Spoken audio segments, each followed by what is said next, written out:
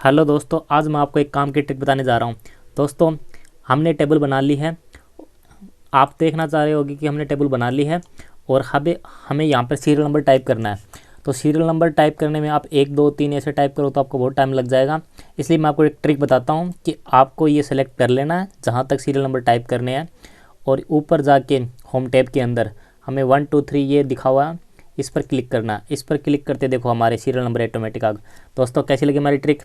और इससे आपको एक खास बात और मिलेगी। यदि दोस्तों आप मान लो कि आपको 5 नंबर की रो डिलीट करनी है, जैसे मैं 5 नंबर की रो डिलीट कर रहा हूँ। एप्सिलन एप्सिलन हमने डिलीट की, राइट क्लिक करके डिलीट सेल किया। डिलीट सेल के ऊपर हमारा ऑप्शन आ रहा है डिलीट एंटायर रो पे क्लिक किया और ये हमारी रो डिलीट होगी। आप देखोगे कि ऑटोमेटिक हमारे नंबर सेट हो जाएंगे। देखो दोस्तों, 1 2 3 4 5 6 7, 1 2 3 4 5 6 7 हमारे नंबर सेट हो चुके। दोस्तों, ये ट्रिक कैसी लगी कमेंट करके ज़रूर बताइए। थैंक यू दोस्तों, like and subscribe my channel.